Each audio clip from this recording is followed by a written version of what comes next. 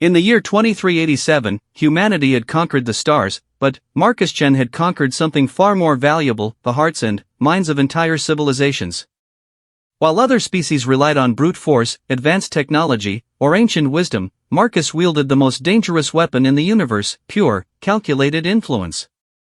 He could topple governments with a whisper, start wars with a smile, and end them with a handshake. But power, as Marcus had learned from studying the ancient texts of a man named Niccolò Machiavelli, was not about what you could destroy, it was about what you could make others believe they wanted to give you willingly. When the Galactic Council branded him as the most dangerous human alive, Marcus didn't run. He didn't hide. Instead, he smiled and began the most audacious plan in galactic history, to become so indispensable, so perfectly untouchable, that even his enemies would beg to serve him. This is the story of how one human used 500-year-old political philosophy to outsmart species that had been playing the game of power for millennia.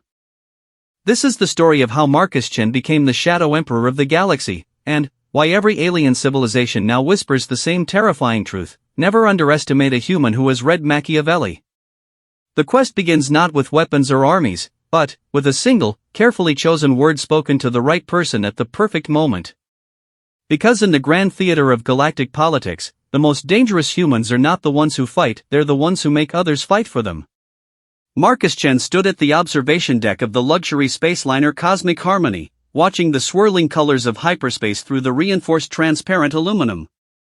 His reflection showed a man of 35 standard years, unremarkable in almost every way, average height, dark hair kept neat but not perfect, clothes that were expensive but not flashy. To any observer, he looked like another successful human businessman traveling between the core worlds. That was exactly what Marcus wanted them to think. The gentle hum of the ship's engines provided a soothing background as Marcus reviewed the datapad in his hands.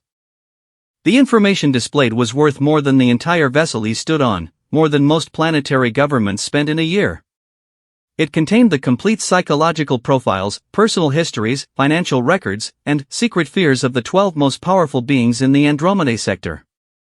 3 days ago, Marcus had been Dr. Marcus Chen, a respected xenopsychology professor at the prestigious Terra Nova University. His colleagues knew him as a quiet academic who specialized in interspecies diplomatic theory. His students found his lectures on alien behavior patterns dry but informative. His neighbors thought he was a boring man who kept to himself and owned too many old books. None of them knew that Marcus had spent the last 15 years carefully studying not just alien psychology, but the ancient art of power as described by Niccolò Machiavelli in his masterwork, The Prince. While other humans tried to understand aliens through the lens of human emotion and logic, Marcus had realized something profound: power dynamics were universal. The techniques that allowed Renaissance princes to control medieval Italian city-states could be adapted to control entire star systems. The transformation had begun when Marcus received an encrypted message 3 days ago. The sender was listed as a concerned colleague, but Marcus recognized the communication patterns. Professor Elena Vasquez from the Centauri Institute had been monitoring his research for months. What she had discovered was both thrilling and terrifying. Marcus pulled up the message on his datapad and read it again, even though he had memorized every word. Marcus, I've been tracking the implementation of your theoretical models across 17 different sectors. The results are impossible to ignore.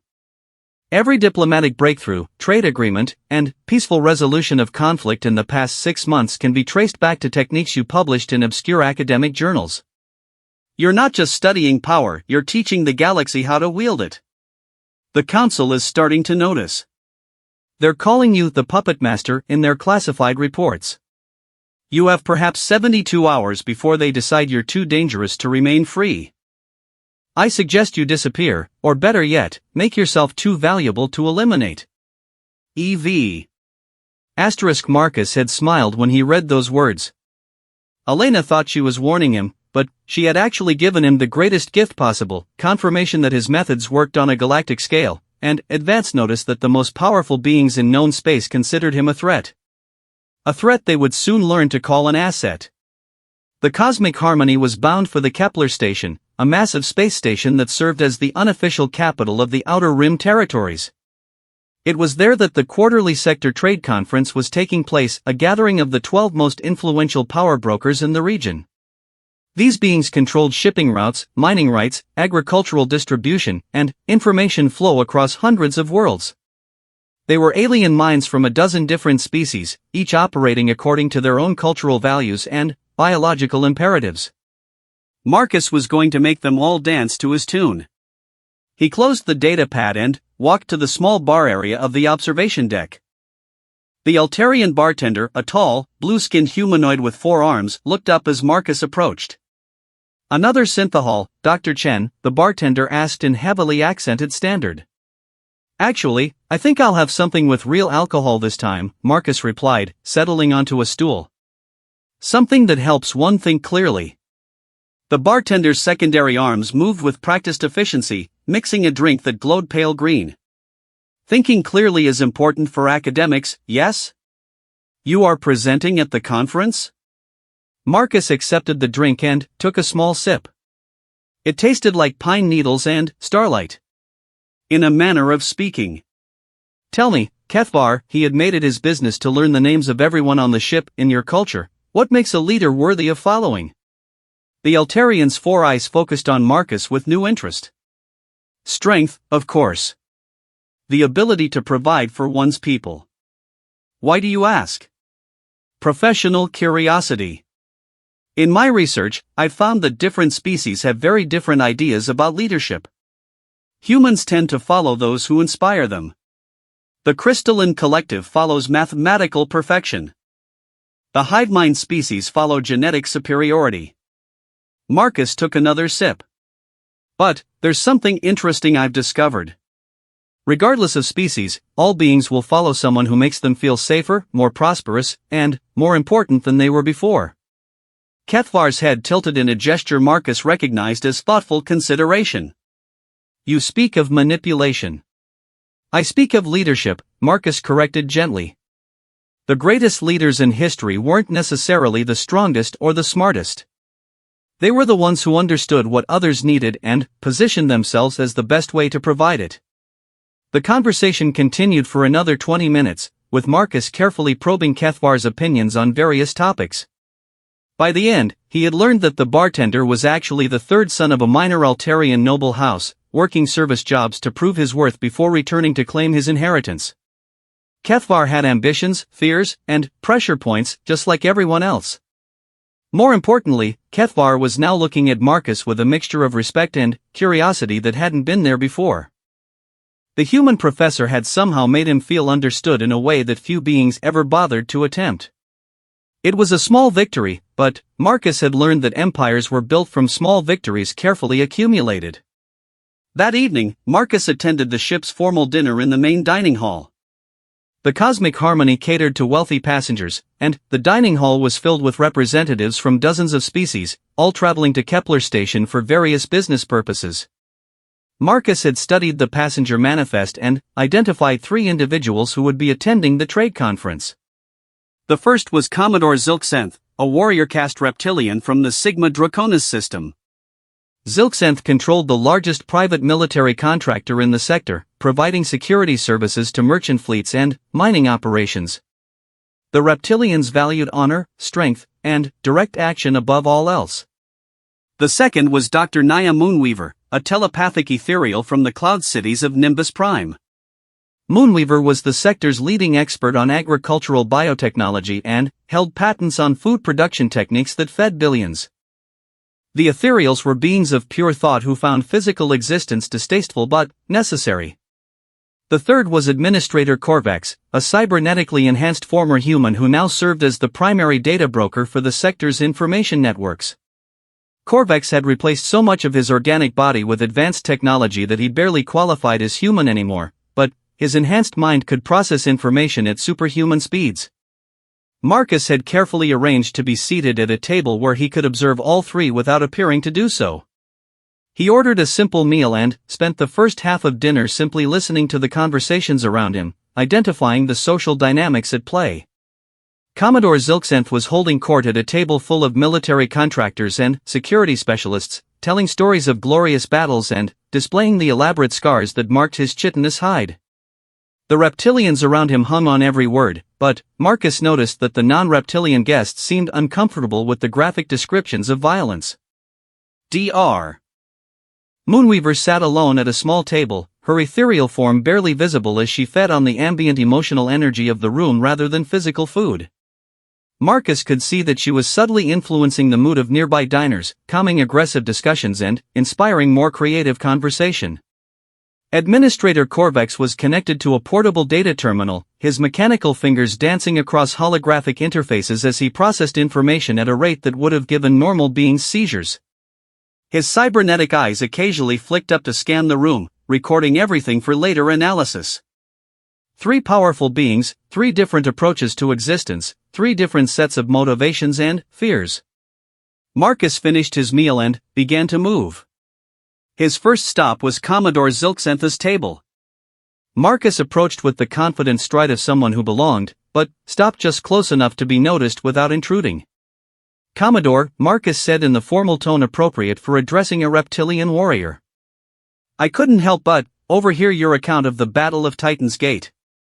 Fascinating tactical deployment." Zilxantha's vertical pupils focused on Marcus with predatory intensity. "You are familiar with military history, human?" "I study conflict resolution from an academic perspective," Marcus replied.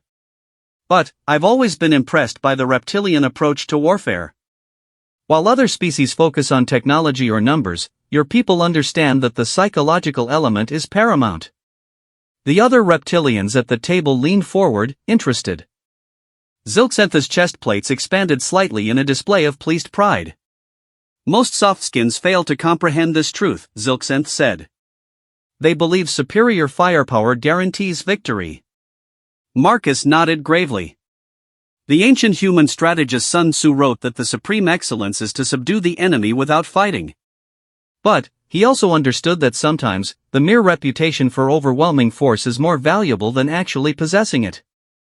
For the next 10 minutes, Marcus engaged Zilxanth in a discussion of military philosophy that left the Commodore impressed with the human's understanding of warfare. More importantly, Marcus had established himself as someone who respected reptilian values while possessing knowledge that could be useful. When Marcus excused himself, Zilxantha's final words were, "If you are attending the conference, human, we should speak further. A mind that understands the warrior's path is rare among your kind." Marcus's next stop was Dr. Moonweaver's table. Approaching an ethereal required a completely different strategy. Their telepathic abilities meant they could sense emotional states and surface thoughts, so deception was nearly impossible. Instead, Marcus focused on projecting genuine intellectual curiosity and respect.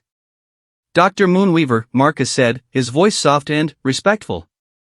"I hope I'm not disturbing your meditation." The ethereal's form solidified slightly as she focused her attention on Marcus.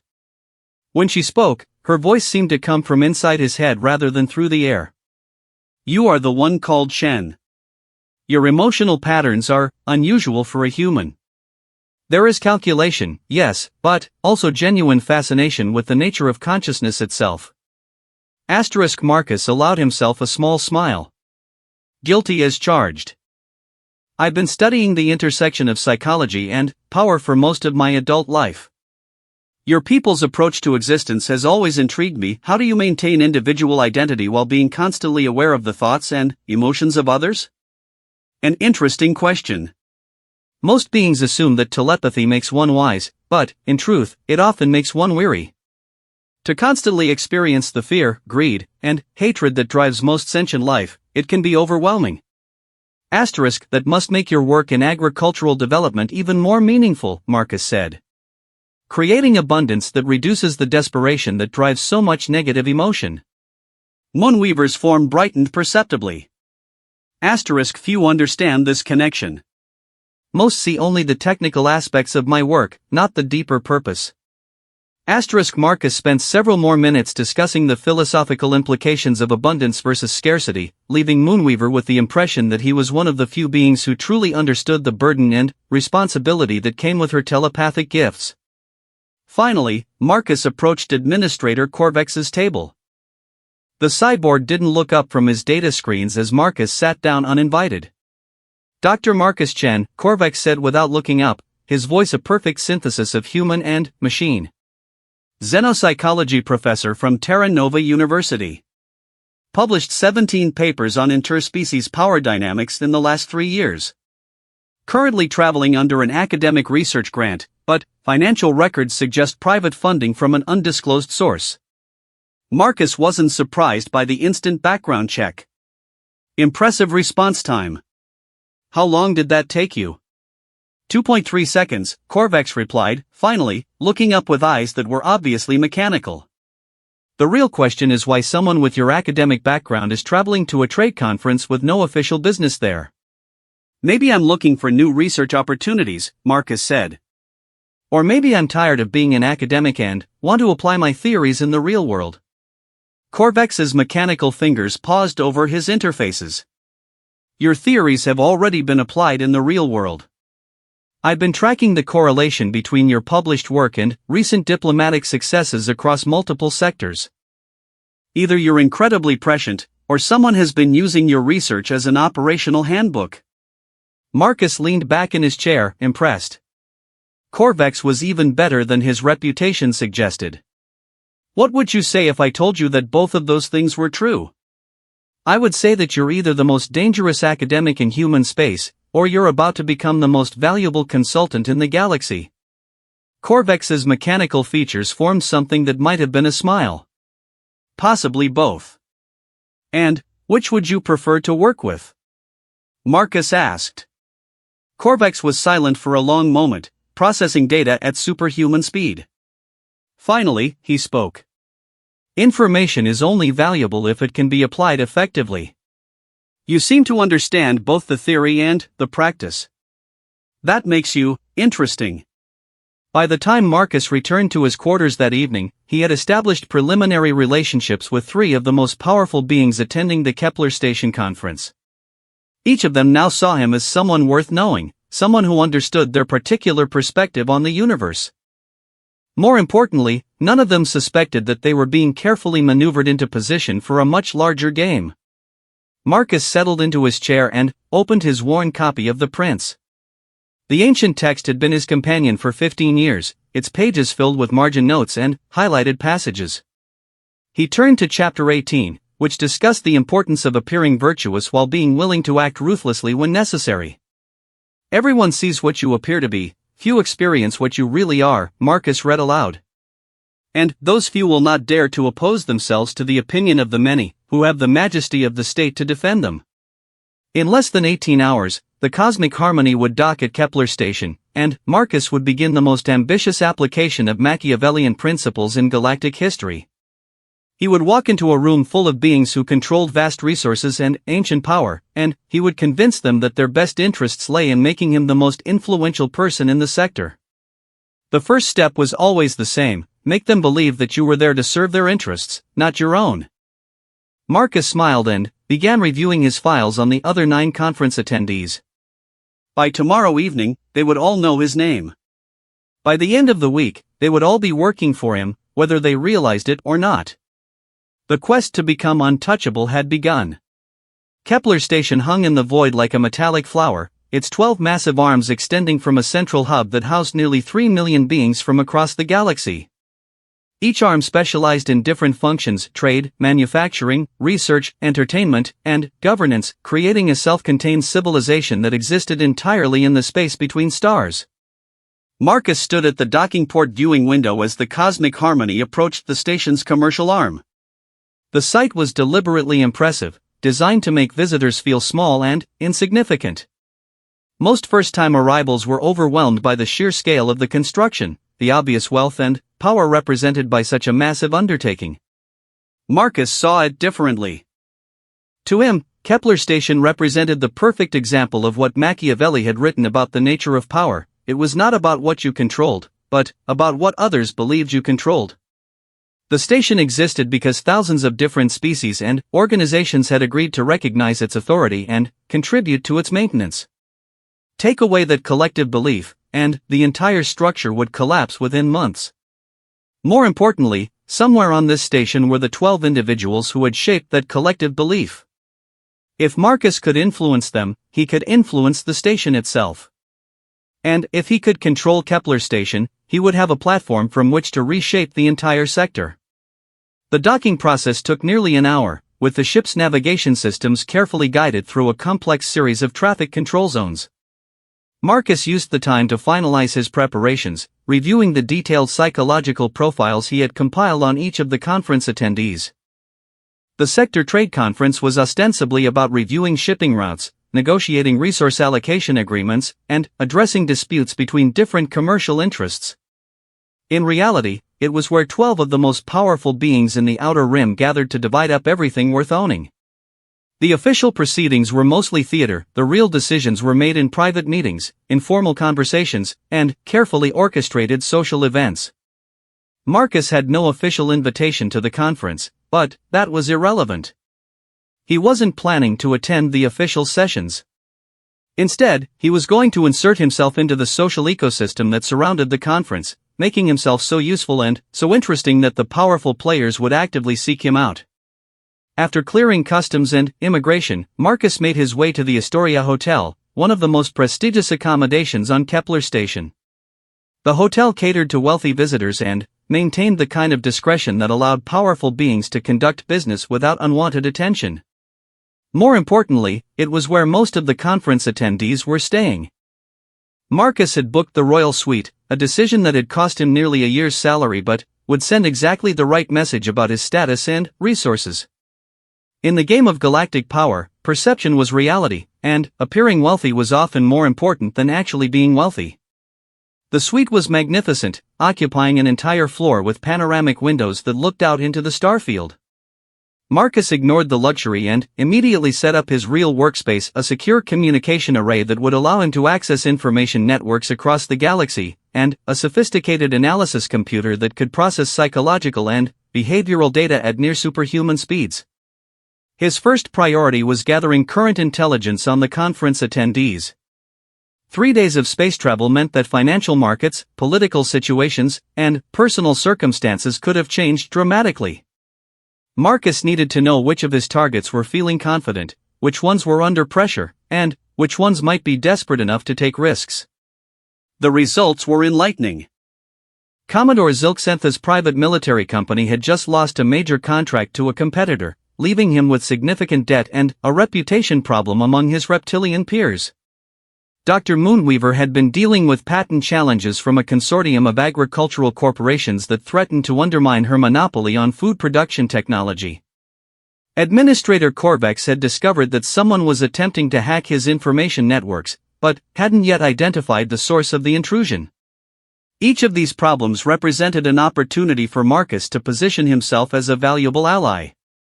Marcus spent the afternoon carefully orchestrating a series of accidental encounters throughout the hotel.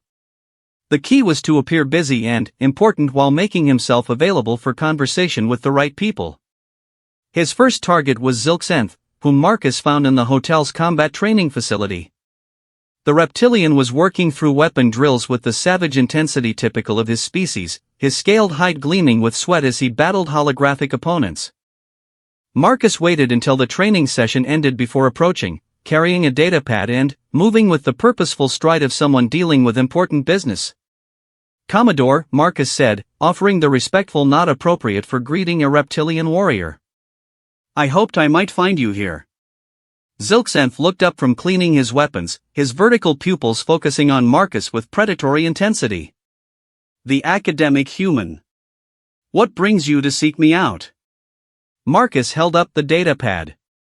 "I've been doing some research since our conversation yesterday.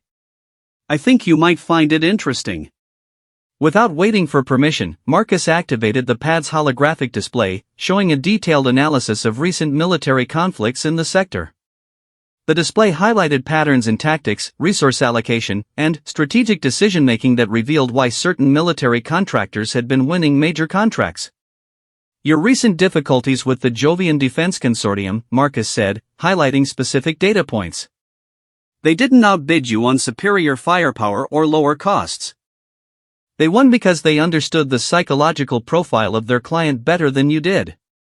Zilxantha's head tilted, a sign of interest. "Explain." The Jovian mining executives are former corporate managers, not warriors. They don't want to hire the most effective military contractor, they want to hire the one that makes them feel smart for choosing it. JDC's presentation focused on efficient resource utilization and cost-benefit analysis. Your presentation focused on tactical superiority and combat effectiveness. Marcus highlighted another section of the analysis. But there's something JDC doesn't understand about the mining operations they're now protecting. The real threat isn't pirates or raiders, it's labor unrest from workers who feel exploited and disposable. JDC's corporate-friendly approach is going to make that problem worse, not better. The Commodore set down his weapon and moved closer to the display. You believe they will fail. I believe they will create a situation that only someone with your specific expertise can resolve, Marcus said. Corporate security forces know how to manage balance sheets. Reptilian warriors know how to manage fear and respect. When the mining workers start organizing strikes and sabotage operations, the Jovians are going to need someone who understands that sometimes the best way to prevent violence is to demonstrate that you're capable of it. Marcus could see the wheels turning in Zilxantha's mind. The Commodore was beginning to understand that his recent failure might be positioning him for a much more significant success. You suggest I wait for them to fail, then offer my services as a solution to the problems they create? I suggest you be prepared when they inevitably come looking for someone who can solve problems they don't understand, Marcus replied. And, when they do, you'll need to present yourself not as a military contractor, but as someone who understands the psychology of maintaining order. Marcus transferred a copy of the analysis to Zilxantha's personal data system. I've included some recommendations for how to position your services for maximum effectiveness. Consider it a professional consultation. The Commodore's chest plates expanded in a display of pleased interest. You offer this information freely. What do you expect in return? Right now, nothing, Marcus said truthfully. I'm in the business of understanding power dynamics. Helping you understand your strategic position helps me understand the broader patterns at work in this sector. It was a perfect Machiavellian response, offering genuine value while appearing to ask for nothing in return, thereby creating a sense of obligation and curiosity that would make the recipient more likely to offer information or assistance in the future. After leaving Zilxantha, Marcus made his way to the hotel's botanical gardens, a vast enclosed space that replicated the atmospheric conditions of dozens of different worlds. It was where Dr. Moonweaver spent her time when not in meetings, feeding on the complex ecosystem of emotions created by visitors from across the galaxy. Marcus found the ethereal floating near a grove of Aldebaran crystal trees, her translucent form barely visible against the prismatic light filtering through the synthetic forest. Approaching an ethereal required different tactics than dealing with a reptilian: subtlety, respect, and genuine intellectual engagement. Dr. Moonweaver, Marcus said softly, stopping at a respectful distance. I hope I'm not intruding. The ethereal's form solidified slightly as she turned her attention to him. Her voice seemed to whisper directly into his mind. Dr. Chen. Your emotional patterns have changed since yesterday. There is a new sense of purpose, but also anticipation. You are planning something significant. Marcus allowed himself a small smile. There was no point in trying to deceive a telepath, but there were ways to manage what they sensed. I'm trying to understand something that I think you might have insights into.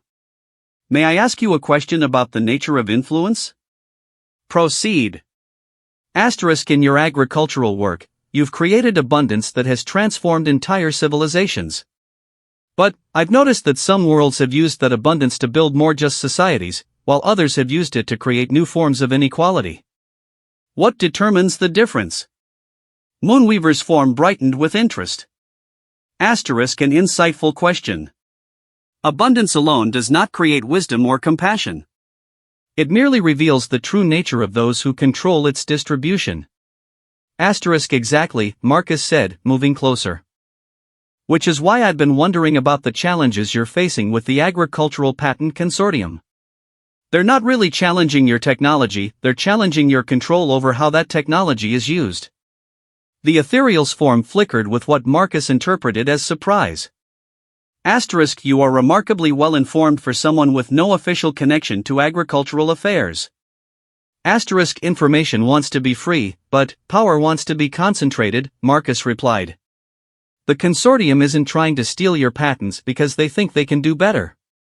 They're trying to steal them because they want to control the distribution of abundance according to their own values rather than yours. Marcus paused, choosing his next words carefully. But there's something they don't understand about the nature of the conflicts they're trying to create. Legal challenges to intellectual property rights work when the issue is purely technical.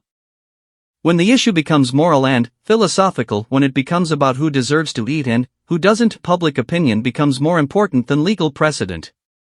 You suggest turning a legal battle into a public relations campaign? Asterisk, I suggest that you're fighting the wrong battle, Marcus said. Instead of defending your patents in court, you should be demonstrating why your approach to abundance distribution serves the greater good better than theirs would. Make it about values, not ownership. Marcus activated his datapad and showed Moonweaver a complex analysis of public sentiment across the worlds that used her agricultural technology. I've been tracking emotional and social patterns on planets where your technology has been implemented. The populations that have achieved the greatest social stability and happiness are the ones where resources are distributed according to need rather than ability to pay. The analysis was genuinely impressive, showing correlations between resource distribution methods and measurable outcomes in terms of social cohesion, mental health, and overall civilization stability. This data suggests that my approach is more than just morally superior, it's practically more effective at creating stable societies. Asterisk, which means that any attempt to change your distribution model would be not just morally wrong, but practically disastrous, Marcus confirmed. The consortium is essentially proposing to create scarcity and social instability in exchange for short-term profits. Marcus could sense that Moonweaver was processing this information at the superhuman speeds typical of ethereal thought. When she spoke again, her mental voice carried a new tone of respect and interest. Dr. Chen, your analysis suggests a sophistication in understanding social dynamics that is rare among your species. How did you develop such insights? Asterisk, by studying the intersection of psychology, power, and social organization, Marcus replied honestly. I've spent years trying to understand why some leaders create prosperity and stability while others create misery and chaos, regardless of their resources or technology. And what have you concluded? Asterisk, Marcus smiled. That the most successful leaders are the ones who understand that their power comes from making other people's lives better, not from making their own lives better at other people's expense. It was a statement that would resonate deeply with an ethereal's telepathic awareness of collective emotional states. More importantly, it positioned Marcus as someone who shared Moonweaver's fundamental values while possessing practical skills she might find useful. Marcus spent another 20 minutes discussing the philosophical implications of abundance and scarcity, leaving Moonweaver with the clear impression that he was one of the few beings who truly understood the deeper purpose behind her work. His final encounter of the day was with Administrator Corvex, whom he found in the hotel's data center, a secure facility where business travelers could access high-speed information networks and conduct sensitive communications. The cyborg was interfacing directly with multiple data streams, his mechanical body perfectly still while his enhanced mind processed information at superhuman speeds.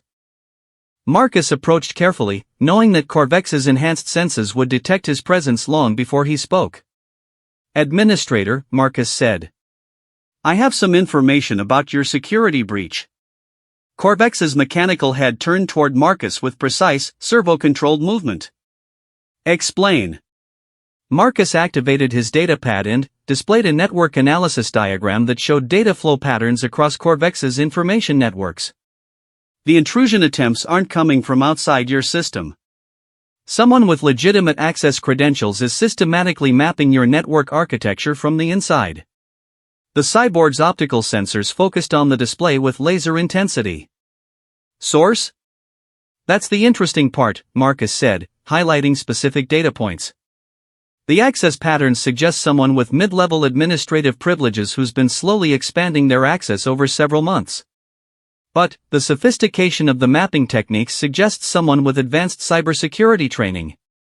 Marcus paused for dramatic effect. Either you have a mid-level employee who's secretly a genius-level hacker, or you have a genius-level hacker who's successfully posed as a mid-level employee for months. Corvex's mechanical fingers began dancing over holographic interfaces, cross-referencing Marcus's analysis with his own security data. After several minutes of superhuman speed computation, the cyborg spoke. Analysis confirms correlation. Probability of inside infiltration, 87%. Corvex's optical sensors refocused on Marcus. How did you acquire this data? Marcus had prepared for this question. Pattern recognition is part of my academic research. I've been studying information flow patterns across multiple organizations to understand how knowledge and influence spread through complex systems. Your networks are actually quite elegant. Whoever designed them understood both efficiency and security. It was a subtle compliment that acknowledged Corvex's expertise while deflecting the question of how Marcus had actually obtained the data. The truth was that Marcus had used his academic access credentials to tap into statistical analyses of network traffic patterns that were publicly available but rarely analyzed in meaningful ways. Your analysis suggests specific countermeasures, Corvex observed. Actually, I think the infiltration might be more valuable than you realize, Marcus said. Whoever is mapping your networks is doing so for a reason. They're either planning to steal specific information, or they're planning to disrupt your services at a critical moment. Marcus highlighted another section of his analysis. But, here's what's interesting, they're not actually accessing sensitive data. They're just mapping the architecture. That suggests they're preparing for something bigger, something that requires them to understand how your entire system works. Conclusion? They're planning to use your networks as a weapon, Marcus said. Probably during the trade conference, when any disruption to information flow would have maximum impact on major commercial negotiations. Corvex was silent for a long moment, processing this possibility at superhuman speeds. Finally, he spoke. Recommended action? Marcus smiled. Let them finish mapping your system, but feed them false information about your security protocols. When they finally make their move, you'll be ready for them. More importantly, you'll be able to trace the attack back to its source and identify who's behind the infiltration. Risk assessment? Minimal, if handled correctly, Marcus replied. You control the information they're receiving, which means you control the parameters of their eventual attack. It's like letting someone steal a map to your house, but making sure the map shows the wrong location for all the doors and windows. Marcus could see that Corvex was intrigued by the strategic implications. For a being whose existence was built around information control, the idea of turning an attack into a counterintelligence operation would be irresistibly appealing. Your analysis demonstrates significant insight into information warfare, Corvex observed. Background suggests academic specialization in psychology, not cybersecurity. Power dynamics are the same whether you're dealing with people or computer systems, Marcus replied. In both cases, success comes from understanding your opponent's motivations and manipulating the information they use to make decisions. Marcus left the data center knowing that he had established himself as someone worth knowing in the minds of three extremely powerful beings. Each of them now saw him as a person who understood their specific challenges and possessed insights that could be valuable to their interests. More importantly, none of them suspected that their individual interactions with Marcus were part of a larger plan that would eventually bring all 12 conference attendees under his influence. That evening, Marcus returned to his suite and began preparing for the next phase of his plan. Tomorrow, the real conference would begin, and, with it, the most ambitious application of Machiavellian principles in galactic history. He opened his worn copy of The Prince and turned to Chapter 6, which discussed the challenges facing rulers who sought to introduce new methods of governance. It ought to be remembered that there is nothing more difficult to take in hand, more perilous to conduct, or more uncertain in its success, than to take the lead in the introduction of a new order of things, Marcus read aloud. Tomorrow, he would begin introducing a new order of things to the Andromeda sector. By the time the conference ended, the 12 most powerful beings in the Outer Rim would be working together in ways they had never imagined, united by their shared belief that their interests were best served by following the recommendations of a quiet human professor who understood the ancient art of making others want to give you power. The quest was entering its most dangerous phase, but Marcus was ready. He had spent 15 years preparing for this moment, and he would not fail. The first day of the sector trade conference began with a carefully orchestrated display of power and wealth. The Grand Assembly Hall of Kepler Station had been transformed into a spectacular venue, with holographic displays showing real-time data from across the sector's trade networks. Representatives from hundreds of corporations, governments, and independent organizations filled the hall, but everyone understood that the real power belonged to the 12 beings seated at the elevated central table. Marcus watched from the visitors' gallery as the formal proceedings began. Each of the 12 attendees made opening statements outlining their priorities and concerns for the sector's future. To most observers, these were routine diplomatic speeches full of careful language and vague commitments. To Marcus, they were psychological profiles being broadcast in real time, revealing the fears, ambitions, and pressure points of the most powerful beings in the outer rim. He had no official reason to be at the conference, but his presence in the visitors' gallery sent a clear message. He was someone important enough to be there, confident enough to be visible, and connected enough to have obtained access. Several of the 12 attendees noticed him during their speeches, including Zilxanth, Moonweaver, and Corvex, each of whom gave him subtle acknowledgement. The real work, Marcus knew, would happen during the breaks, meals, and private meetings that surrounded the official sessions. This was where alliances were forged, deals were struck, and the actual business of power was conducted. During the first break, Marcus positioned himself in the networking lounge adjacent to the assembly hall. The space was designed for informal conversations, with comfortable seating areas and refreshment stations catering to different species' biological needs. Marcus chose a position that allowed him to observe the social dynamics while making himself available for conversation. His first approach came from an unexpected source, Madame Vextra, the Serpentine delegate who controlled the sector's most lucrative luxury goods trade routes. Marcus had studied her file extensively. She was known for her ruthless business practices and her ability to manipulate social situations to her advantage. The Serpentines were a species that valued cunning and deception above all else, making them natural practitioners of many Machiavellian principles. "Dr. Chen," she said, her forked tongue tasting the air as she approached. "Your presence here has been the subject of considerable speculation among my colleagues." Marcus offered the slight bow appropriate for greeting a Serpentine aristocrat. "Madame Vextra, I'm honored by your attention." "You should be," she replied with the directness typical of her species. "Several of our number have described you as someone worth knowing. I am curious about what makes a human academic so interesting to beings who typically find your species predictable." Marcus smiled. "Perhaps because I don't try to think like a human when I'm dealing with non-humans. I try to understand what motivates each individual, regardless of their species or background." Vextra's vertical pupils dilated slightly, a sign of interest. "An unusual approach. Most beings assume that others share their fundamental values and reasoning patterns. Which is why most beings are so easily manipulated by those who understand their actual motivations," Marcus replied. "Take the current dispute over the Helios shipping routes, for example." The Serpentine's head tilted in a gesture of surprise. The Helios route dispute was one of the most sensitive issues being discussed at the conference, involving competing claims from 3 different trading organizations. "You have opinions about commercial shipping?" Vextra asked. "I have observations about human psychology," Marcus said. "The Terran Merchant Collective is approaching the dispute as if it were a legal issue to be resolved through arbitration. The Centauri Trade Federation is treating it as a diplomatic negotiation requiring compromise. But both approaches are missing the real issue."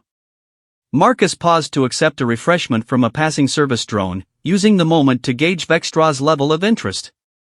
"The real issue is that the Helios route is becoming obsolete," he continued.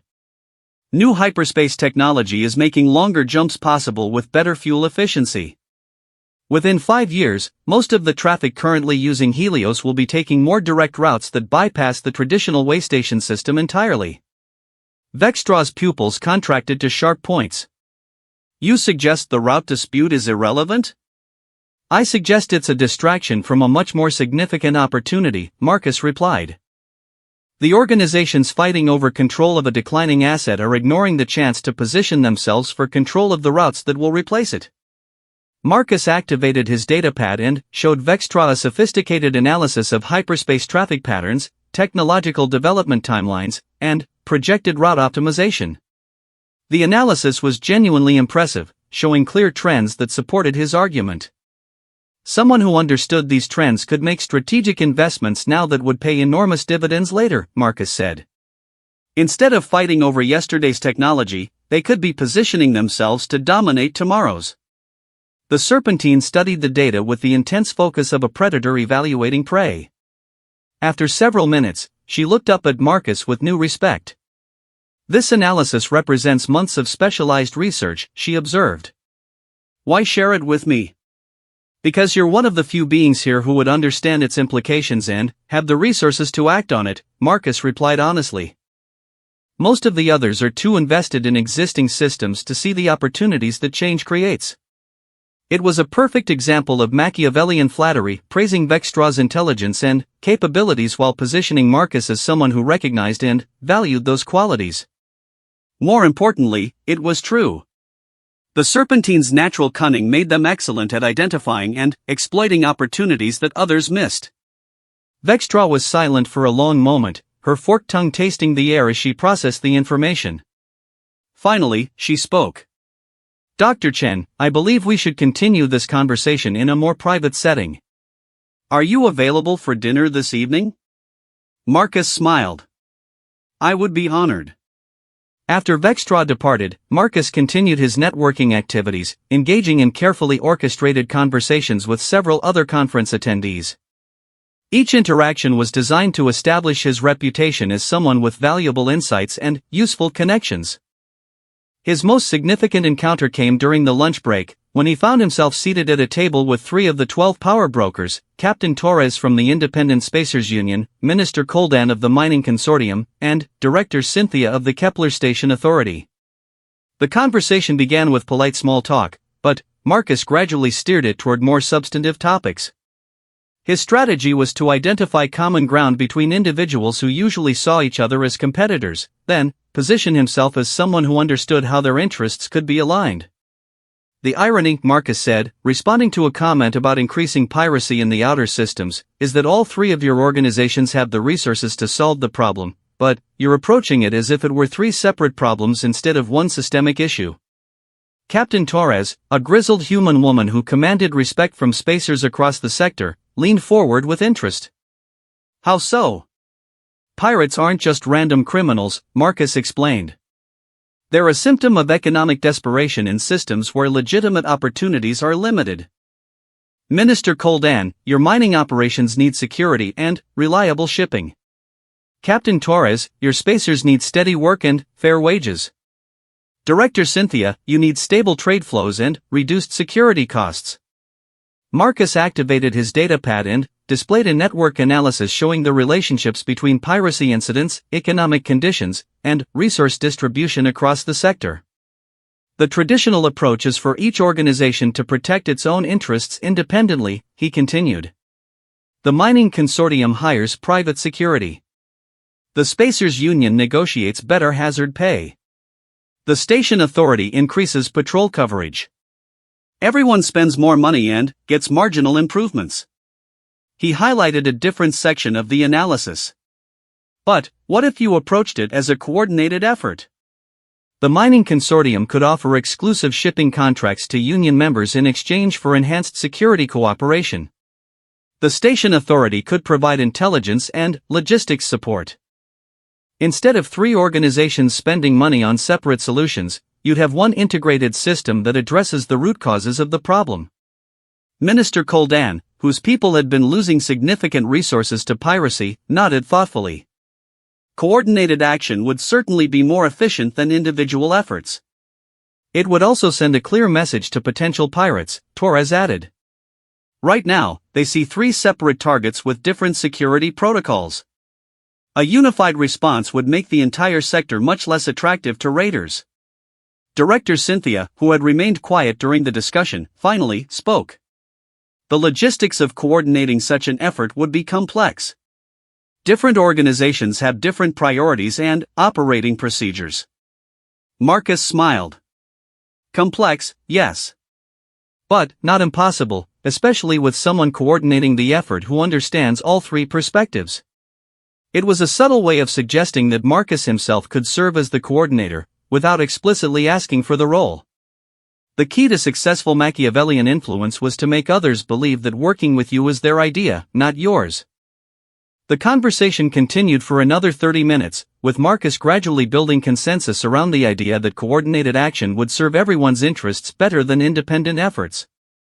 By the time lunch ended, all three power brokers were discussing him as someone who could help them implement the kind of cooperation that had previously seemed impossible. That afternoon, Marcus attended a presentation on emerging technologies and market opportunities, which provided excellent cover for gathering intelligence on the conference attendees' future plans. More importantly, it gave them the chance to observe their reactions to information about technological and economic trends that would shape the sector's future. During the presentation, Marcus noticed something significant. Administrator Korvax was monitoring the information networks more intensively than usual, his cybernetic enhancements working at near maximum capacity. The signs were subtle: slightly faster data processing, increased network access requests, more frequent security scans, but Marcus had studied cybernetic behavioral patterns extensively. Someone was preparing to make their move against Korvax's systems, exactly as Marcus had predicted. After the presentation, Marcus discreetly approached Korvax during the networking break. "Administrator," Marcus said quietly, "your security concerns may be escalating sooner than expected." Korvax's optical sensors focused on Marcus with laser intensity. "Elaborate." "Network traffic patterns suggest someone is conducting final preparation for a major operation," Marcus replied. "Based on the timing and the conference schedule, I estimate they'll make their move tomorrow during the closed sessions." "Evidence?" Marcus showed Korvax a data analysis on his pad, careful statistical work that revealed anomalous patterns in the station's information networks without revealing how Marcus had obtained the data. "The preparation patterns suggest they're planning to disrupt communications during a critical negotiation," Marcus continued. "Maximum impact, maximum chaos, maximum opportunity for someone to profit from the confusion." Korvax processed this information at superhuman speeds. "Countermeasures prepared.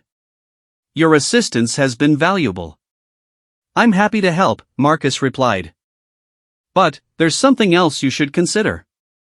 The attack on your systems isn't random, it's coordinated with other disruptions planned for the conference." Marcus lowered his voice further.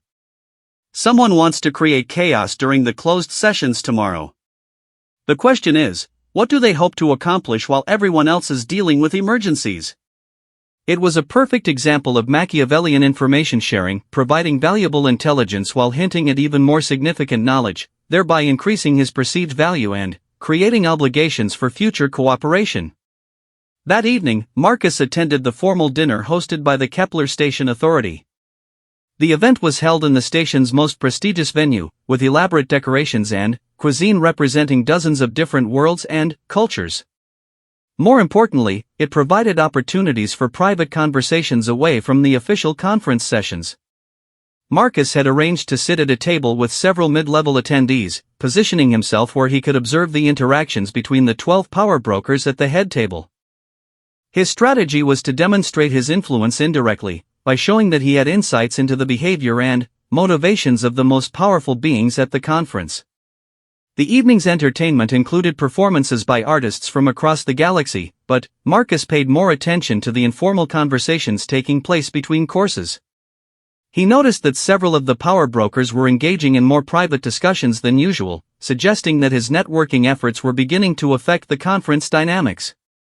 His dinner companions included Dr. Sarah Martinez, a human representative from the Colonial Development Bank, Ambassador Thaleen from the Rigel Commerce Authority, and Professor Sunai, a research coordinator from the Technology Assessment Institute.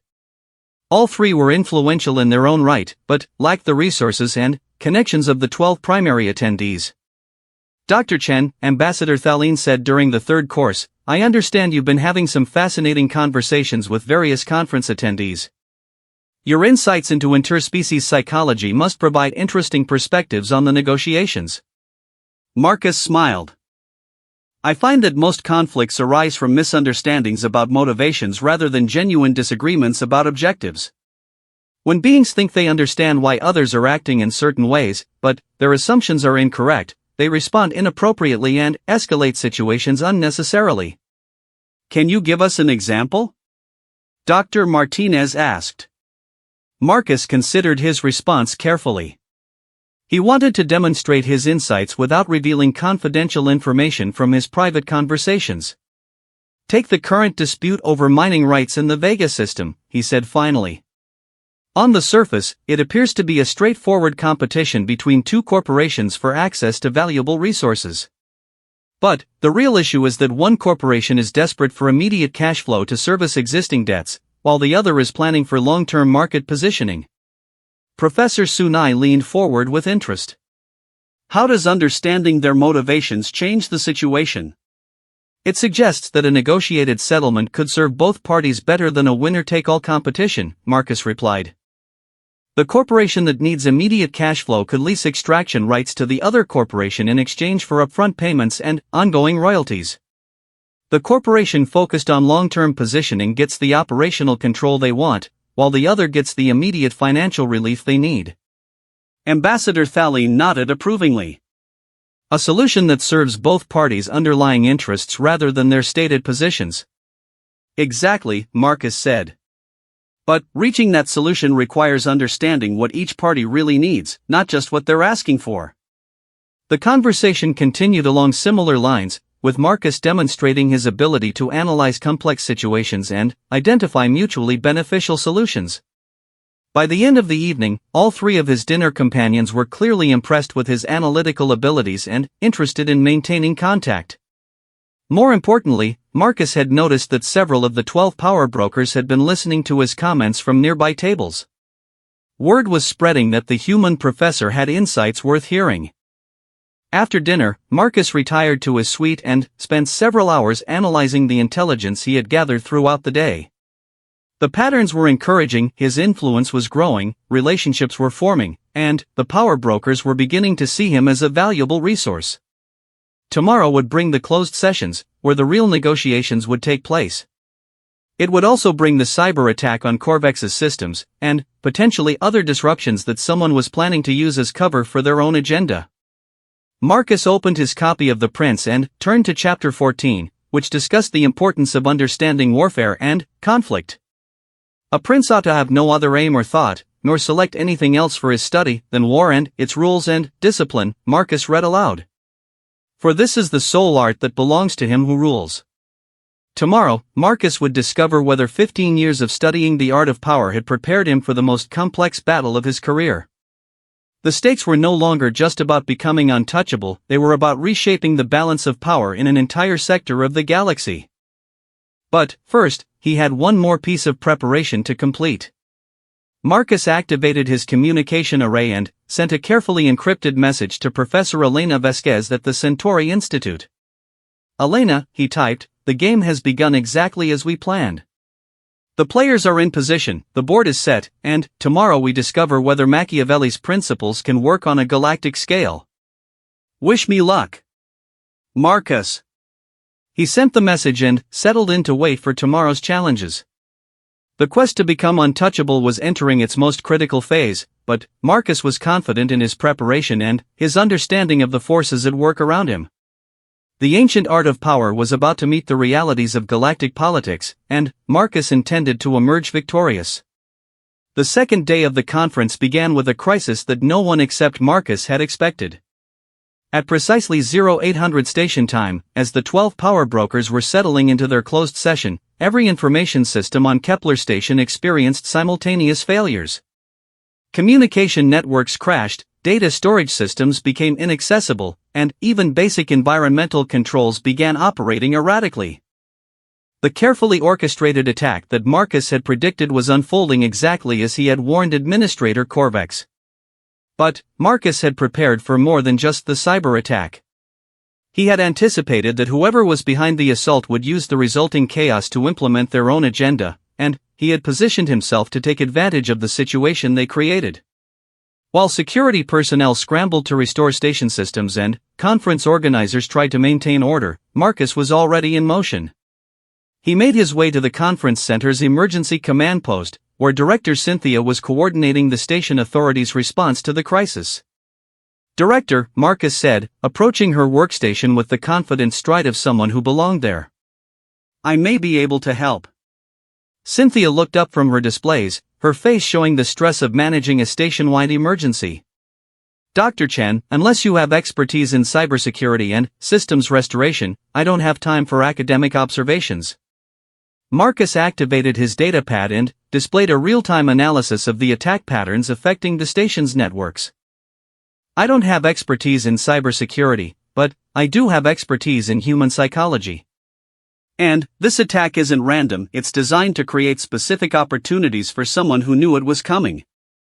The analysis showed that while most station systems were experiencing failures, certain networks remained operational. More importantly, the pattern of failures suggested that someone was systematically disrupting the conference while maintaining their own ability to monitor and communicate. "Administrator Korvax implemented countermeasures based on intelligence I provided yesterday," Marcus continued. "His core networks are protected, but whoever planned this attack expected that and prepared alternatives." Director Cynthia studied the analysis with growing concern. "You're suggesting this is more than a simple cyber attack?" "I'm suggesting that someone is using the attack as cover for something much more significant," Marcus replied. "While everyone is focused on restoring communications, they're positioning themselves to take control of critical infrastructure or resources." Marcus highlighted specific data points on his display. "The attacks are focused on systems that would prevent coordination between different organizations, but they're leaving monitoring and surveillance networks partially functional. Someone wants to watch what happens during the crisis while making sure their targets can't coordinate an effective response."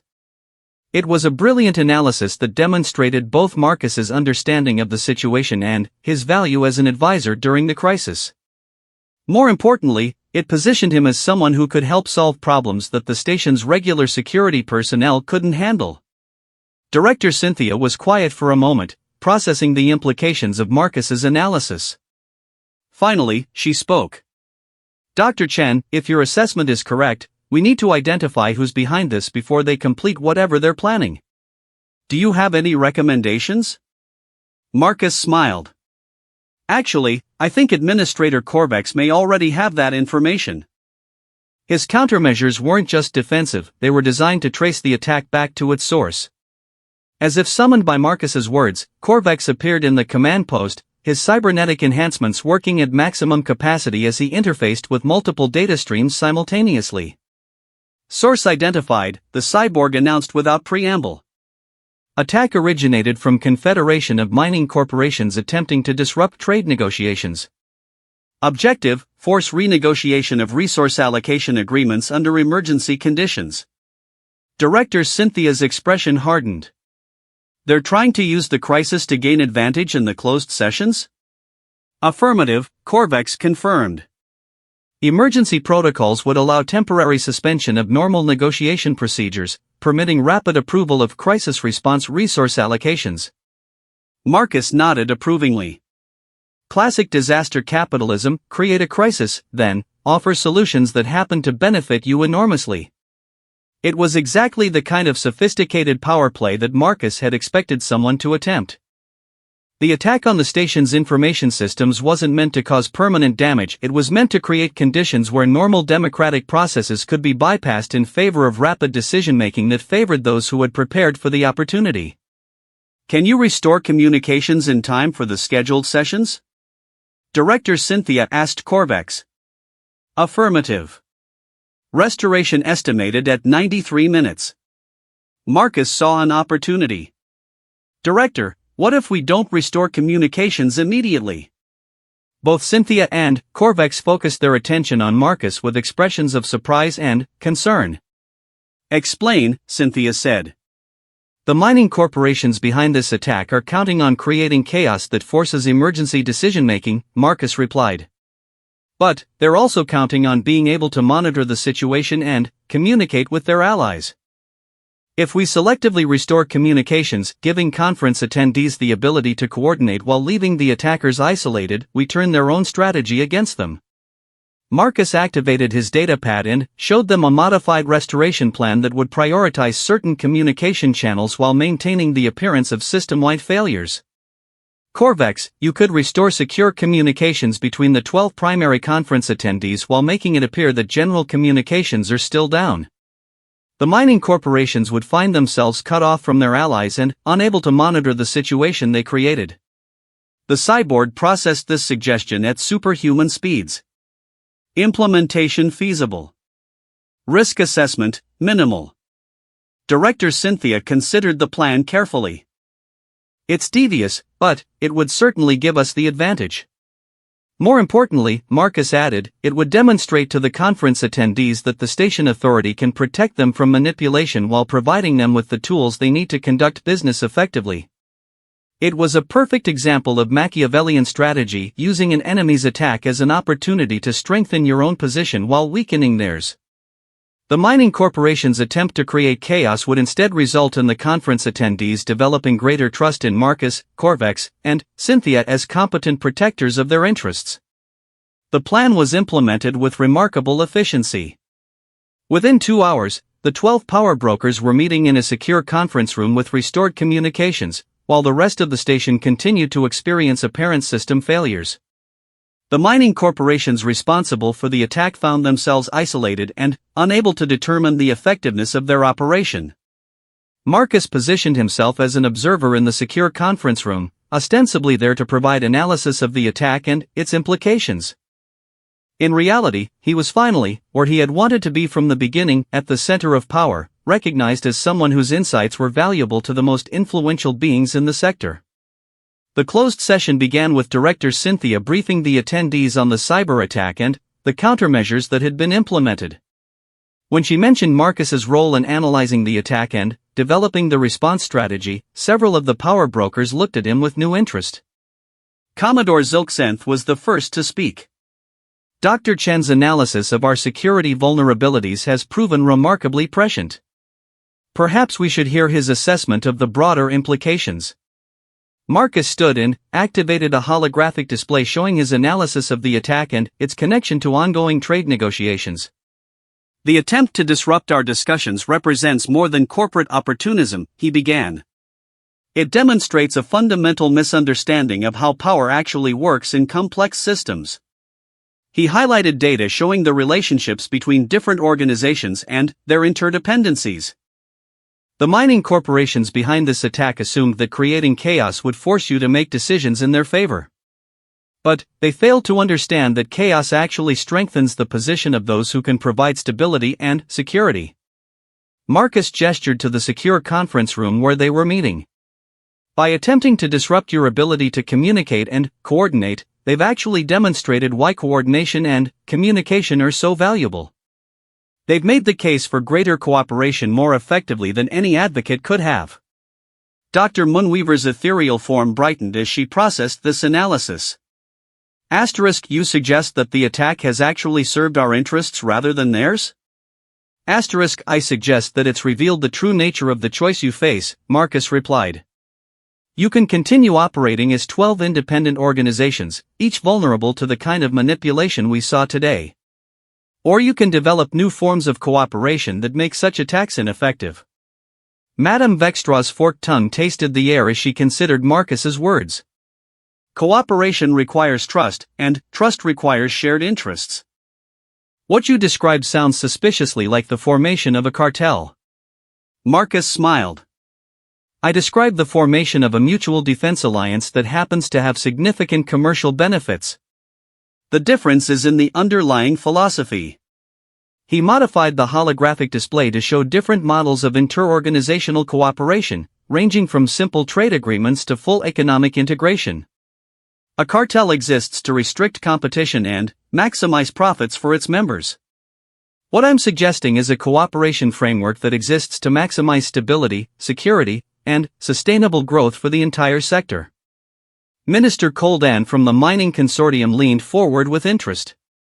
Such cooperation would require someone to coordinate activities between organizations with very different operating procedures and priorities. Marcus nodded. Exactly. Which is why traditional approaches to interorganizational cooperation fail. They assume that beings from different species and cultures can coordinate effectively without someone who understands all of their perspectives. It was the moment Marcus had been working toward for months, the opportunity to position himself as the indispensable coordinator of a new form of cooperation that would reshape the balance of power in the entire sector. Captain Torres spoke up. Dr. Chen, your analysis suggests you understand the operational challenges involved in such coordination. Do you have recommendations for how it might be implemented? Marcus activated a new section of his display, showing a detailed organizational framework for multi-species cooperation. The key is recognizing that different species have different strengths and different ways of processing information, he explained. Instead of trying to force everyone to work according to the same procedures, you create a system that allows each organization to contribute according to their natural capabilities while ensuring that all contributions serve the common good. The framework was genuinely sophisticated, showing how the 12 different organizations could maintain their independence while coordinating their activities for mutual benefit. More importantly, it positioned Marcus as the natural choice for managing the coordination process. Administrator Corbex processed the framework at superhuman speeds before speaking. Implementation would require extensive knowledge of organizational psychology, interspecies communication, and systems coordination. Individual with requisite expertise would be essential to success. Ambassador Thaleen, who controlled one of the largest shipping networks in the sector, nodded approvingly. The question becomes, who has the knowledge and the trust necessary to manage such coordination? Marcus had prepared for this moment carefully. He couldn't appear to be seeking the role for himself that would activate the suspicions of beings who were naturally cautious about concentrating power. Instead, he had to make them believe that choosing him was their idea. The coordinator would need several specific qualifications, Marcus said, displaying a list of requirements on his holographic projector. Deep understanding of interspecies psychology. Proven ability to analyze complex systems. No existing commercial interests that would create conflicts of interest. And, most importantly, the trust of all participating organizations. The list was carefully crafted to describe Marcus's qualifications without naming him directly. Several of the power brokers exchanged glances, clearly making the connection. Director Cynthia was the first to voice what others were thinking. Dr. Chen, your analysis of today's crisis and your framework for cooperation suggest you possess most of those qualifications yourself. Marcus appeared to consider this suggestion carefully, as if the idea hadn't occurred to him. I'm honored by your confidence, but coordinating 12 major organizations would be an enormous responsibility. I would need to be certain that all participants genuinely supported such an arrangement. Dr. Moonweaver's mental voice carried a note of amusement. Asterisk, a diplomatic way of asking whether we would be willing to work with you as coordinator. Asterisk, Marcus smiled. A realistic way of acknowledging that cooperation only works when it's genuinely voluntary. For the next hour, the discussion continued with various power brokers asking detailed questions about how the cooperation framework would operate in practice. Marcus answered each question with the depth and sophistication that demonstrated his thorough preparation, while maintaining the appearance that he was simply offering academic analysis rather than advocating for his own appointment. The turning point came when Commodore Zilxanth made a direct statement. Dr. Chen, in my experience, the most dangerous individuals are those who seek power for its own sake. The most effective leaders are those who accept responsibility because they understand what needs to be done. The reptilian's chest plates expanded in a display of respect. Your analysis today saved us from manipulation by those who would have exploited our vulnerabilities. I believe you have earned the right to coordinate our response to such threats. One by one, the other power brokers voiced their agreement. Some were enthusiastic, others were cautious, but all of them recognized that Marcus had demonstrated both the competence and the trustworthiness necessary for the role they were offering him. When the formal vote was taken, it was unanimous. Dr. Marcus Chen would serve as the coordinator of the Andromeda Sector Cooperation Council, a new organization that would manage collaboration between the 12 most powerful entities in the Outer Rim. Marcus accepted the position with appropriate gravity and humility, promising to serve the interests of all member organizations while protecting the sector from external manipulation and internal conflicts. But, inside, he was exhilarated. In less than a week, he had gone from being an obscure academic to becoming the most influential person in an entire sector of the galaxy. More importantly, he had achieved this position not through force or deception, but by making himself so valuable that the most powerful beings in the region had voluntarily chosen to give him authority over their operations. That evening, after the formal announcement of the new Cooperation Council, Marcus returned to his suite and opened his copy of The Prince. He turned to Chapter 19, which discussed how successful rulers maintain their authority. He who neglects what is done for what ought to be done, sooner affects his ruin than his preservation, Marcus read aloud. For a man who wishes to act entirely up to his professions of virtue soon meets with what destroys him among so much that is evil. Marcus closed the book and smiled. Tomorrow would bring new challenges as he began implementing the cooperation framework and managing the complex relationships between 12 different organizations. But, tonight, he could savor the satisfaction of knowing that his quest to become untouchable had succeeded beyond his most ambitious dreams. He was no longer just Marcus Chen, the academic who studied power. He was Marcus Chen, the man who wielded power on a galactic scale, and who had achieved that position by understanding something that his predecessors had missed. The greatest power comes not from making others fear you, but from making them believe that their success depends on your success. The quest was nearly complete, but Marcus understood that maintaining power would be even more challenging than acquiring it. Tomorrow would begin the next phase of his journey, proving that a human who had mastered Machiavellian principles could successfully govern a multi-species civilization and create stability in a region that had known only competition and conflict. The real test was just beginning. 6 months later, Marcus Chen stood once again at the observation deck of a space station, but this time the station was his own creation. The Andromedae Cooperation Hub floated in the neutral space between the Vega and Altair systems, a massive construction project that represented the combined resources and expertise of 12 different civilizations working toward a common goal. The station was more than just a symbol of interspecies cooperation, it was a functioning demonstration of how Marcus had transformed the theoretical principles of Machiavellian governance into practical tools for managing galactic politics. Every design choice, every operational procedure, every aspect of the station's function reflected lessons learned from the Prince and adapted for the realities of multi-species civilization. Marcus reviewed the data pad in his hands, which contained reports from across the Andromedae sector. The statistics were remarkable. Trade disputes had decreased by 78%, piracy incidents had dropped to their lowest levels in decades, and economic growth was accelerating across dozens of star systems. More importantly, the member organizations of the Cooperation Council were reporting increased profits, enhanced security, and greater political stability than they had experienced in generations. The transformation had not been without challenges. Managing the competing interests and cultural differences of 12 powerful organizations required constant attention to detail and careful navigation of complex political relationships. Marcus had discovered that the principles outlined in The Prince were even more applicable to galactic politics than to Renaissance Italy, but they required sophisticated adaptation to account for the psychological and biological differences between species. The key insight that had made everything possible was Marcus's understanding of what Machiavelli had written about the relationship between fear and love. It is much safer to be feared than loved, when, of the two, either must be dispensed with. But one should wish to be both feared and loved, failing that, it is better to be feared than loved.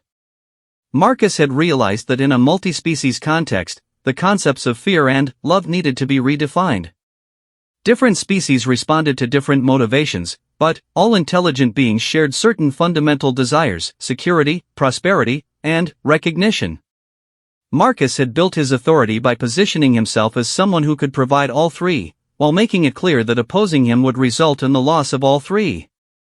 The brilliance of the system was that it made Marcus's continued leadership genuinely beneficial to everyone involved. The Cooperation Council wasn't a tyranny disguised as democracy, it was a voluntary association that worked so well that no member would consider leaving. Marcus's contemplation was interrupted by the arrival of Administrator Korvax, whose cybernetic enhancements had been upgraded since joining the council.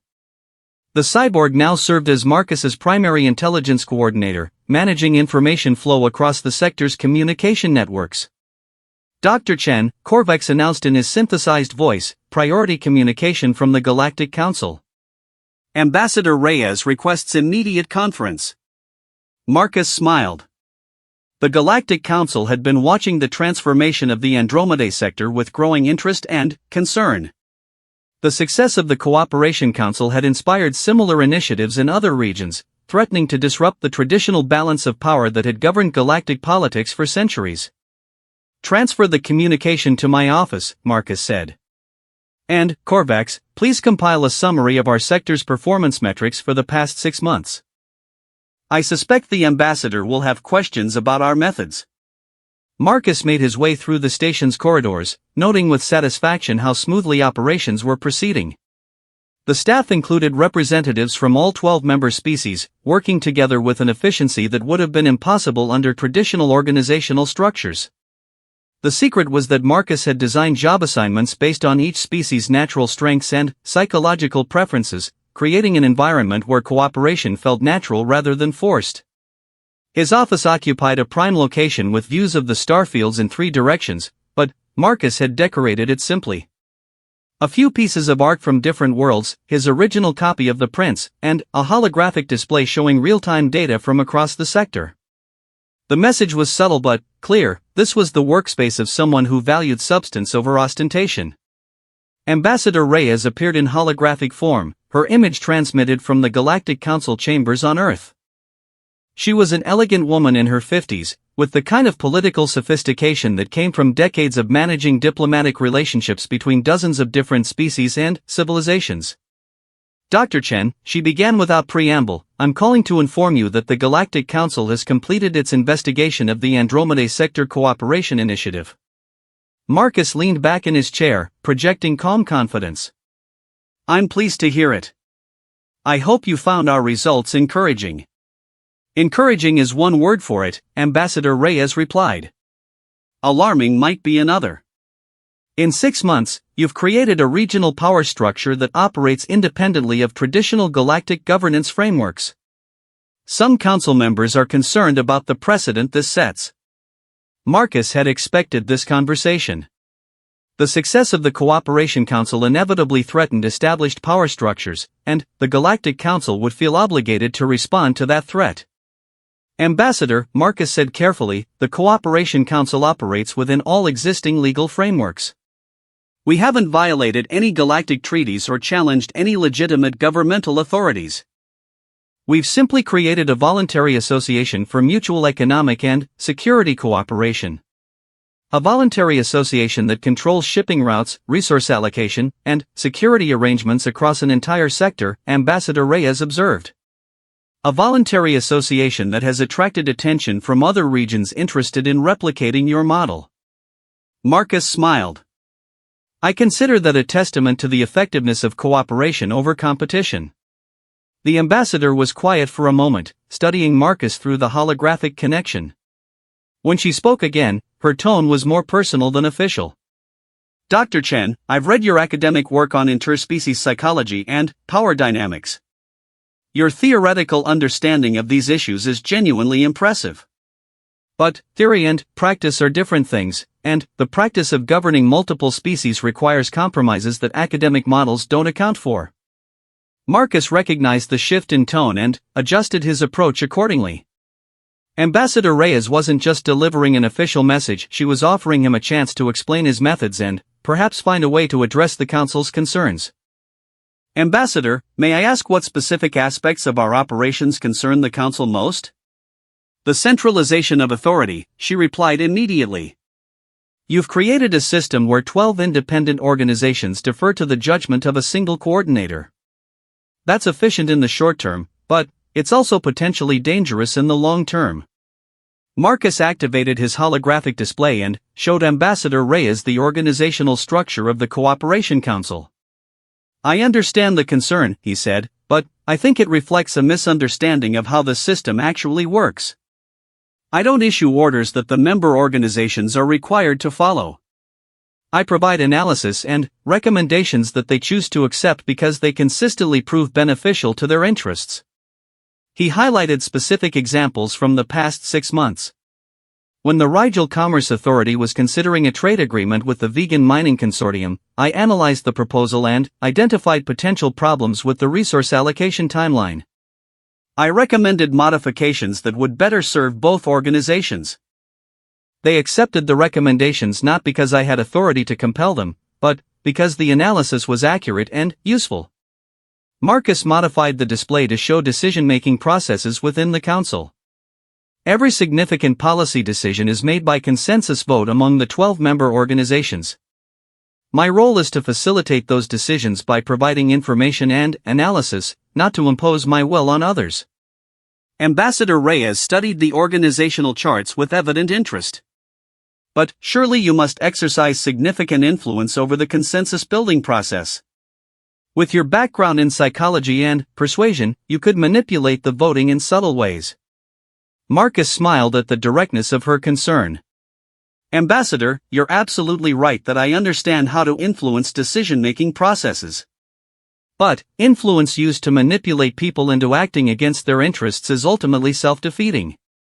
It creates resentment and instability that undermines long-term success. He pulled up performance metrics showing member satisfaction with council decisions. The influence I exercise is based on providing genuine value to the member organizations. When I recommend a course of action, it's because I've determined that following that recommendation will actually improve their security, profitability, or operational efficiency. They follow my recommendations because doing so consistently produces positive results. Marcus paused to let this sink in before continuing. The Galactic Council is concerned about centralized authority, but what we've actually created is distributed authority supported by centralized analysis. The power remains with the individual organizations. I've simply helped them coordinate the use of that power more effectively. Ambassador Reyes was silent for several minutes, processing Marcus's explanation. Finally, she spoke with what sounded like grudging admiration. Dr. Chen, that's either the most sophisticated form of benevolent dictatorship I've ever encountered, or it's a genuinely new model of interorganizational governance. I prefer to think of it as applied Machiavellian principles, Marcus replied. Machiavelli wrote that the most successful rulers are those who understand that their power ultimately depends on the prosperity and security of their subjects. A leader who makes his followers prosperous and secure will find them loyal and cooperative. A leader who exploits or manipulates his followers will eventually face rebellion or betrayal. Marcus pulled up economic data from across the sector. Every member organization of the Cooperation Council has experienced measurable improvements in their operational effectiveness since joining. They support the system because the system works for them. The ambassador studied the data with obvious interest.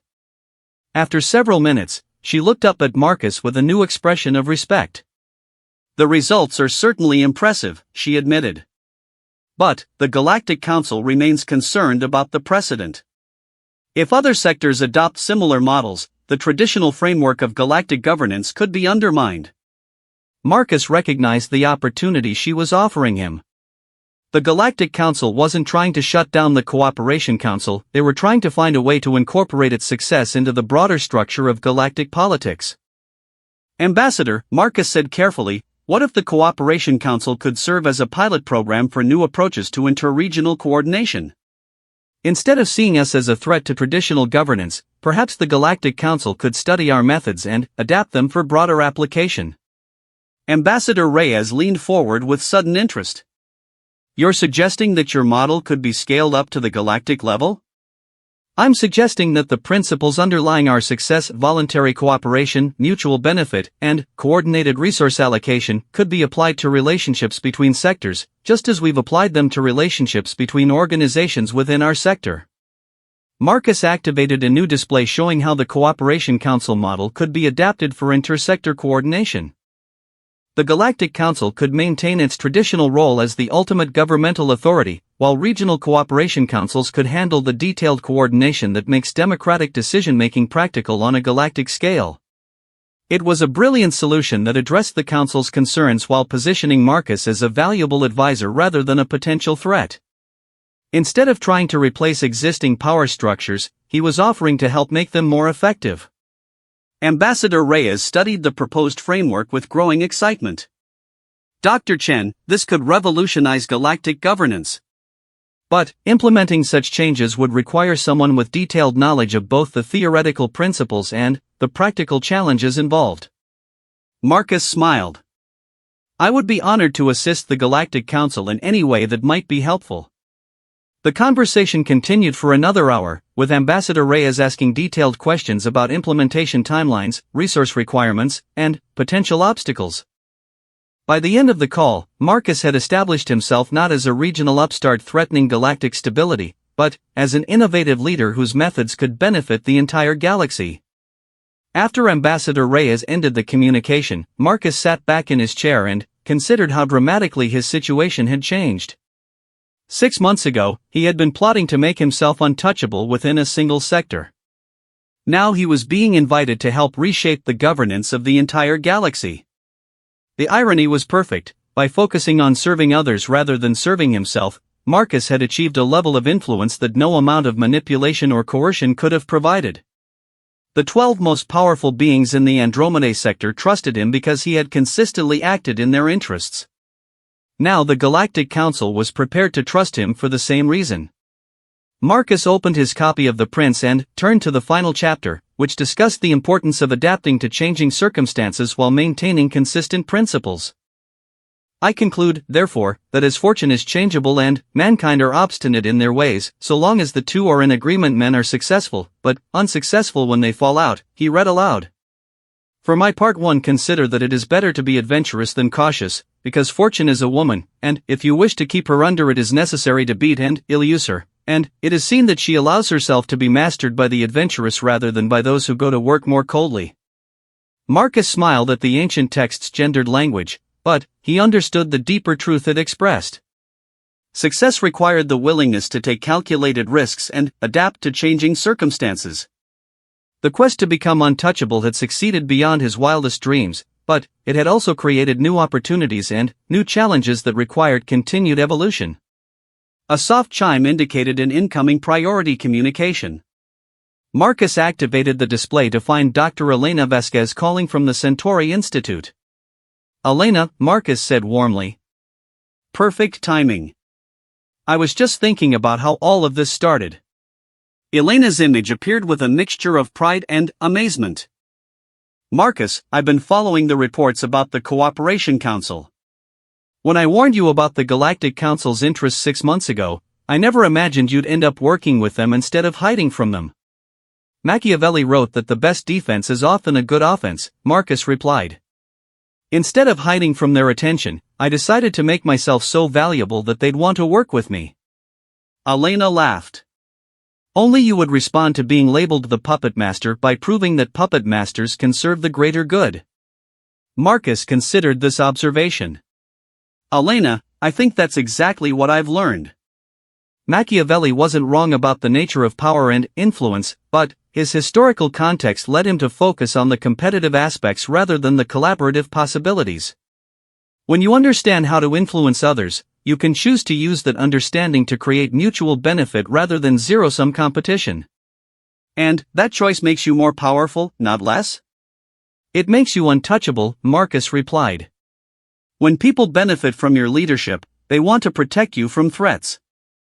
When they suffer from your leadership, they look for opportunities to replace you. Elena was quiet for a moment, processing this insight. Marcus, you've essentially proven that the most effective form of power is the kind that others want to preserve and defend. Which means the quest to become untouchable was really a quest to become indispensable, Marcus agreed. Not through manipulation or coercion, but through genuine value creation. The conversation continued for several more minutes, with Elena providing updates on academic reaction to the Cooperation Council's success and Marcus sharing his thoughts about the future applications of his methods. After Elena ended the call, Marcus returned to his observation of the star field outside his office windows. The Andromeda Cooperation Hub was bustling with activity as representatives from dozens of worlds conducted business in an atmosphere of trust and mutual respect that would have been impossible just months earlier. Marcus had achieved his goal of becoming untouchable, but he had learned that true invulnerability came not from being feared or being hidden, but from being valued. When your success creates success for others, when your security enhances the security of others, when your power serves the interests of others, then others have strong incentives to protect and support you. The ancient principles outlined in The Prince remained relevant after 5 centuries, but their application in a galaxy-spanning civilization required sophistication and wisdom that Machiavelli himself might not have imagined. The quest to become a man untouchable by others had succeeded precisely because Marcus had learned to touch others in ways that improved their lives. As he prepared for tomorrow's challenges, implementing galactic governance reforms, managing the continued growth of the Cooperation Council, and adapting his methods to ever larger scales of organization, Marcus reflected on the most important lesson he had learned. Power was not about controlling others. Power was about helping others control their own destinies more effectively. And, when you mastered that understanding, you became not just untouchable, but irreplaceable. The quest was complete, but the journey was just beginning. Marcus Chen had proven that a single human, armed with ancient wisdom and modern understanding, could reshape the political landscape of the galaxy. Now he would discover what other transformations were possible when Machiavellian principles were applied with wisdom, compassion, and genuine concern for the greater good. The stars outside his window held infinite possibilities, and Marcus had the tools to help realize them.